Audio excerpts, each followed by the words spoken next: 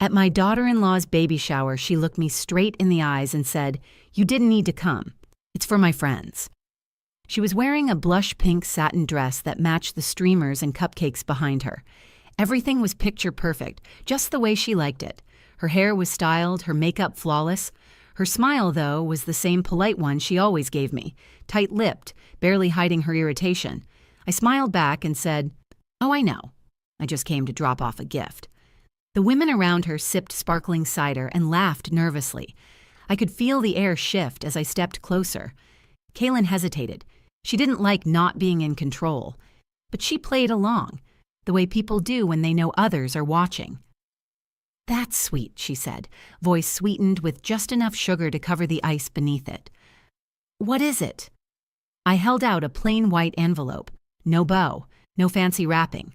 Just the kind of envelope that doesn't hold anything you want to read out loud in a room full of friends. "Custody papers," I said. "Your ex signed this morning." The room went quiet, utterly, completely still. Kaylin's fingers froze around the envelope. Her face, perfectly powdered just moments ago, drained of color. A couple of her friends looked away. One of them, a tall woman in a lavender jumpsuit, actually gasped. I heard another whisper, "What did she say?" Kaylin didn't open the envelope. She didn't need to. She knew. I watched her eyes flicker, first to me, then to the envelope, then back again. She was trying to decide how to react in front of her audience. She didn't yell. She didn't throw anything. That would have made her look unhinged. And Kaylin never lets herself look anything less than perfect. "You can't do this," she finally said. "I didn't," I replied. "Mikhail did." That was the first time I saw the fear behind her eyes.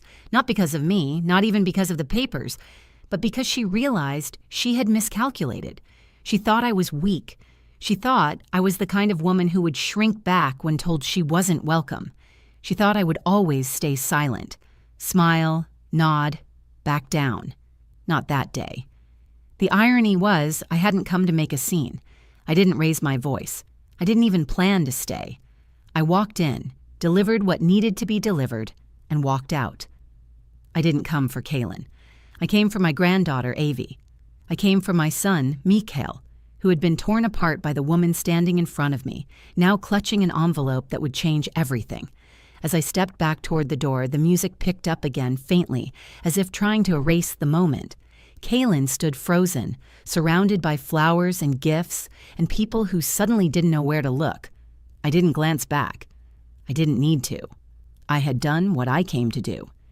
And now the real story could begin. My name is Silma Reeve. I'm 52, born and raised in Nebraska, and I've spent most of my life learning how to do hard things quietly. I raised my son, Mikhail, by myself after my husband, Warren, died in a factory accident when Mikhail was 6. There was no life insurance, no savings, no family wealth to fall back on. Just me, my son, and whatever strength I had left after each day's work. Mikhail was the kind of boy who didn't give me trouble. He was soft-spoken, loyal, always more interested in reading than running wild like the others his age. Even back then, I worried the world would eat him alive. And maybe, in some ways, it did. He met Kaylin Drew when he was 23. They were both working for a startup in Des Moines. Kaylin was bright, beautiful, polished in a way that caught people's attention the second she entered a room. She had a business degree, an expensive car, and a smile that could sell anything. Mikhail fell hard, the way quiet boys often do when someone loud and magnetic shows them attention. When he brought her home for the first time, I did what any mother would. I cooked, I cleaned, I tried to make her feel welcome. But I knew from the start that Kaylin didn't see me as family. She saw me as an inconvenience, a reminder that Mikhail didn't come from money or status or a high-rise apartment. She was kind, but only in the way you're kind to someone you don't want to talk to. Still, I kept trying. I helped them move into their first house. I sewed the nursery curtains when Kaylin got pregnant with Avi. I offered to babysit, to clean, to cook freezer meals. I just wanted to be useful. I wanted to be part of my granddaughter's life. Kaylin never said no directly. She was smarter than that. She just created distance. We're busy. Avi has a schedule. We're trying to get some family time. That kind of thing. The moments I did get with Avi were small but beautiful. Her laugh lit up everything. She had Mikhail's quietness and her mother's sharp little eyes. I loved that child more than I can describe. After Avi was born, Mikhail started to change. He looked tired all the time, quieter than usual, withdrawn. I asked if everything was all right, and he'd say, "Just work stress." I wanted to believe him, but mothers know. Something was off. Then, about a year ago, Mikhail called me from his car. I remember the rain beating on my kitchen window while I stood holding the phone, my hand shaking. He told me Kaylin was seeing someone else, a coworker. She wasn't even hiding it anymore. And the worst part? She was pregnant again, and it wasn't his. He sounded defeated, like someone had emptied him out and left him running on fumes. I asked, "What are you going to do?" He didn't answer right away. Then he said, "I don't know. She wants a divorce." She filed the papers 3 weeks later. Kaylin wanted full custody of Avi. She said Mikhail's work schedule made him unreliable. She said I was too old to help. She said she needed a stable environment to raise both of her children. It was like being erased. All the meals I'd cooked, the nights I'd rocked Avi to sleep when Kaylin didn't want to get out of bed, the rides to preschool, the afternoons at the park, none of it mattered. But Mikhail fought. He tried, even though I could see how much it wore him down. I saw him crack at the edges. He was a good father, but Kaylin had money, a good lawyer, and an image that fooled people. She knew how to speak the court's language. She knew how to win. What she didn't know, or maybe didn't believe, was how far I would go for my family. I wasn't loud. I wasn't rich. But I had raised a child through grief and hardship. I had kept my head above water when everything tried to drown me. And I wasn't going to let Kaylin take Avi away from the only real home she had ever known, not without a fight. Kaylin moved fast after the divorce was filed. Within days, she'd taken Mikhail off the preschool's emergency contact list and updated Avi's records to reflect her new last name, even though it wasn't legal yet. When Mikhail protested, she claimed it was just a paperwork mix-up. Everything with her was like that. Deliberate moves hidden behind casual excuses. At first, the court gave them joint custody. It was temporary until a final hearing. Mikhail had Avi every other weekend and Tuesday evenings. I helped when he couldn't get off work. Those Tuesdays became everything to me. Avi and I would bake cookies, paint rocks in the backyard, or read together on the porch swing.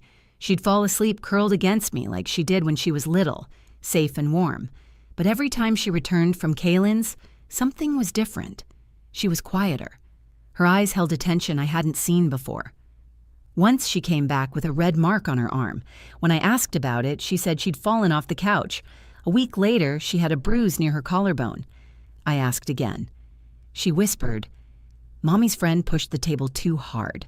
I felt something cold settle in my chest. I reported what she said to Child Protective Services.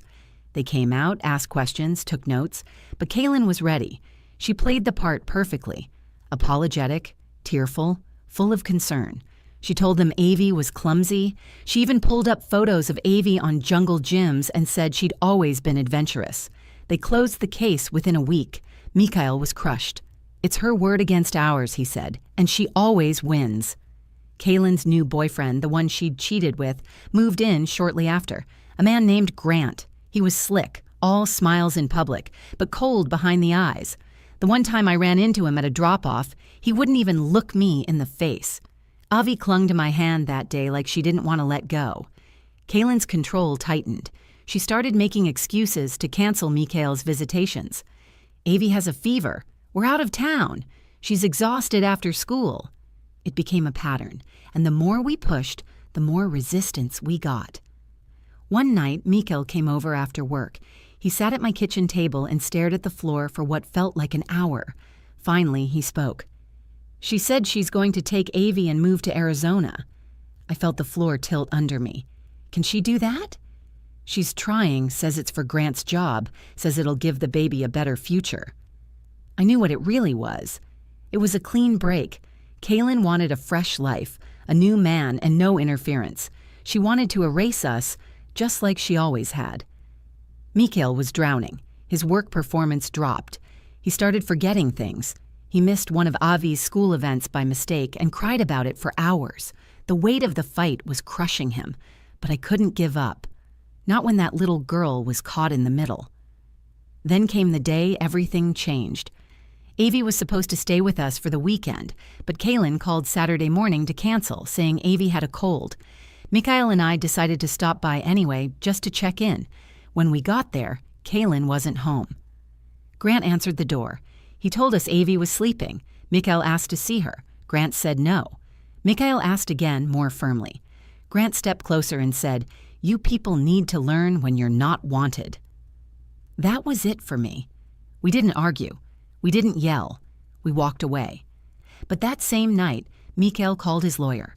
2 weeks later, after long conversations and even longer nights, Mikhail signed a notarized agreement. He was giving me full temporary custody of Avi until a formal hearing could be held. It broke his heart, but he knew it was the only way to protect her. He loved his daughter enough to put his pride aside and trust me with everything. "I can't keep doing this, Mom," he told me, his voice hoarse. "I want her safe.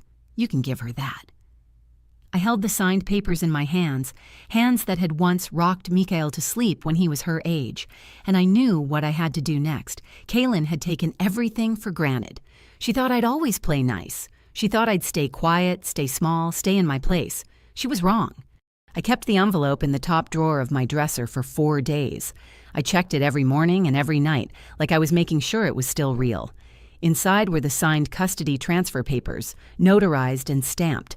Mikhail had handed them to me with shaking hands, his eyes red but determined. "I know she'll come after me for this," he said, "but I don't care anymore. I'd rather lose sleep than lose Avi." We'd already filed a motion for emergency custody with the court. The lawyer said it could take weeks, maybe longer, depending on how quickly Kaylin contested. But this agreement gave us leverage, and it gave Avi a shield. The hard part wasn't the paperwork. It was knowing how to deliver it. I knew Kaylin wouldn't respond well to an email, and I wasn't about to let her spin it into something ugly through her attorney.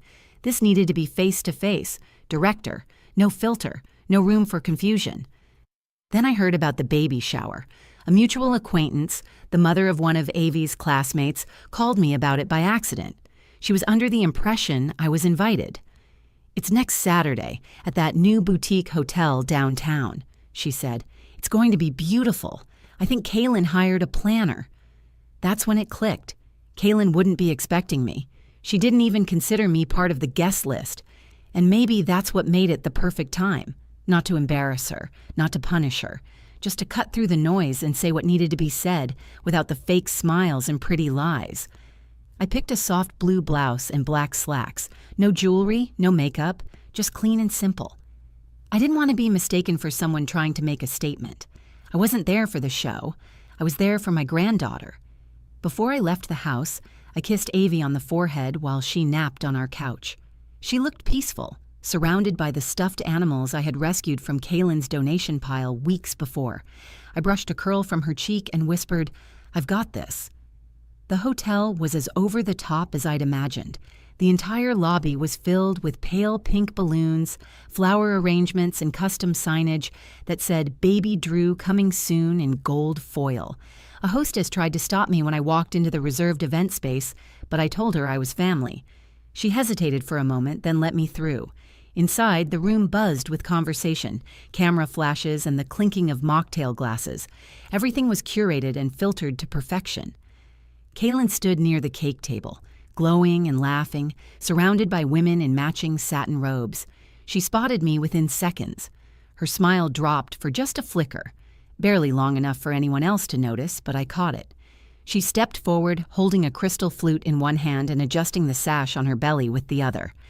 "You didn't need to come," she said, her voice low, her eyes scanning the room. "It's really just for my friends." I smiled gently and nodded. "Oh, I know. I just came to drop off a gift." I reached into my handbag and pulled out the envelope. Simple, unlabeled, unmistakable. I held it out to her like it was any other card. She gave me a polite, public-facing smile. "That's sweet. What is it?" "Custody papers," I said. "Your ex signed this morning." The words hit like a hammer, though I didn't raise my voice. I didn't need to. A few of her friends turned their heads. The entire circle around her seemed to pause mid-laugh, mid-sip, mid-breath. Kaylin stared at me, frozen. Then she looked down at the envelope like she was unsure if touching it would set off an alarm. For once, she didn't have a practiced answer ready. "You can't just do this," she said finally. "I didn't." "Mikhail did," I replied, "and the court has been notified." I stood there for a moment longer, just long enough for her to understand that I meant every word. Then I turned and walked out. I didn't look back. Outside, the sun was beginning to set. I walked to my car slowly, heart steady, hands calm. I hadn't caused a scene. I hadn't yelled or accused. But I had done what I promised Mikhail and myself I would do. I had drawn a line, a quiet one, but one that would not be crossed. I didn't sleep much that night. After I delivered the papers to Kaylin at the baby shower, I drove home and sat in the driveway for a long time. The street was quiet. Avi's bedroom window glowed with soft yellow light. Mikhail was inside, reading to her. It should have felt like victory, but all I felt was weight. Not regret, not doubt, just the heaviness of knowing what came next. The next morning, Kaylin's name popped up on my phone. I didn't answer. She called again an hour later. Then came the texts. At first, they were polite. "We need to talk about this." Then, angry, "You're overstepping." Then, desperate, "Please, don't take her from me." I didn't respond. My lawyer said not to. That afternoon, Kaylin showed up at my door. I had just finished making lunch. Mikhail was at work, and Avi was in the living room building a puzzle on the rug. I opened the door, and there she stood, hair pulled back, makeup undone, holding the envelope I'd given her the day before like it was poison. "You can't be serious," she said. I stepped outside and closed the door behind me. "I'm completely serious," I said. "And so is Mikhail. The papers are signed. The judge has them. This isn't a threat. It's done." Kaylin's jaw tightened. "You're using him. You're manipulating him because he's fragile and broken, and you think you know best." I didn't respond to that. She didn't get to twist the narrative this time. "I've raised Avi her whole life," she continued. "You think because you babysit a few afternoons a week, you're better equipped to take care of her?" "She came home with bruises, Kaylin. Do you remember that?" My voice was steady. "Do you remember when I asked about it and you brushed it off like it was nothing? She's 5. She should never have to be afraid in her own home." She opened her mouth, then closed it again. Her eyes were starting to water, but I didn't trust the tears. Not from her, not anymore. "You don't understand what it's like," she said, "being a single mom, being exhausted all the time, trying to hold it all together while everyone judges you." I nodded. "I do understand. I was a single mom. I worked double shifts, came home to a child who needed me, and did it without help. I didn't date men who scared him. I didn't throw away family because I wanted something shinier." Kaylin's face flushed. She wasn't used to me talking back. For years, I'd let her comments slide, let her dismissals pass without confrontation. But this time, I saw her as she really was, entitled, scared, and finally cornered. She tried again. "She's my daughter." "Yes," I said, "and she deserves better from both of her parents. Mikhail knows that. He's trying. You can too. But not by cutting us out. Not by dragging Avi through chaos and pretending everything's fine." She didn't argue. She just stared at me, her breathing heavy, her chest rising and falling like she wanted to scream but couldn't find the words. Then she turned and walked away. I waited until I heard her car pull away before going back inside. Avi looked up from the puzzle. "Was that Mommy?" "Yes," I said, kneeling beside her. "She came to talk for a bit." "Is she mad?" she asked. "No, sweetheart," I said, brushing her hair back. "She's just figuring some things out." Avi leaned into me. "Are you going to be my new mommy now?" I didn't know how to answer that. I pulled her close and held her, my heart splitting in two. I wasn't trying to replace Kaylin. I didn't want to take a mother away from her child. I wanted to give Avi safety. I wanted her to have a chance at a peaceful childhood, one where she didn't have to brace herself every time the front door opened. Later that week, Kaylin's attorney filed a response. She was going to fight the custody transfer. We expected that. But we also had something she didn't: consistency, proof, and Mikhail's full support. The court set a hearing date. In the meantime, the judge granted me temporary custody. Avi stayed with me full time.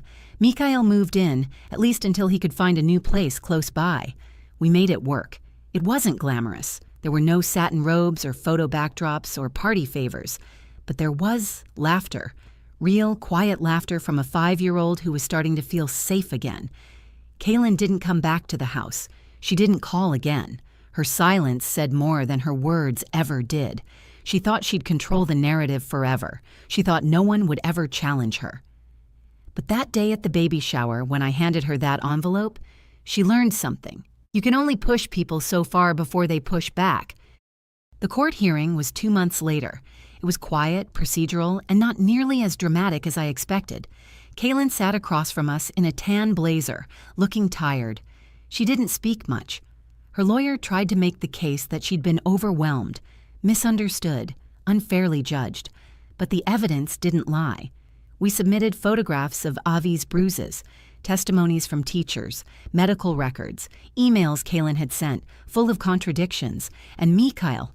He stood in front of that judge and admitted every failure he felt as a father. He didn't try to hide his pain. He didn't blame Kaylin or the system or even himself. He just said, "I want my daughter safe. And my mother is the safest place I know." The judge granted us permanent shared custody, Mikhail and me. Kaylin was given supervised visitation, pending a full psychological evaluation and parenting classes. She didn't protest. She didn't cry. She just signed the papers with a slow, distant look on her face. As we left the courthouse, Mikhail gripped my arm tighter than he meant to. "You saved her," he said. "No," I told him. "We did." Avi started sleeping better. The night terrors stopped. She began humming to herself again while coloring, the way she used to. She'd ask Mikhail to read her bedtime stories, even when she already knew the ending. We planted tomatoes together in the backyard. She named each one after a cartoon character, and every Saturday she'd help me cook pancakes, cracking the eggs even though half of them ended up on the counter. It wasn't perfect. There were tantrums. There were questions I didn't always know how to answer. Why doesn't Mommy come to school events? Why can't I sleep at Mommy's house anymore? I told her the truth, gently, that her mommy was working on some things, and until then, we were going to keep her right here, where she was safe and loved. Kaylin didn't call for several weeks. When she finally did, it was short. "I'm seeing someone new," she said. "We're taking things slow. I'm getting help." I didn't ask what kind. I didn't ask if it was real. I just said, "That's good." She came to her first supervised visit the following month. It was awkward.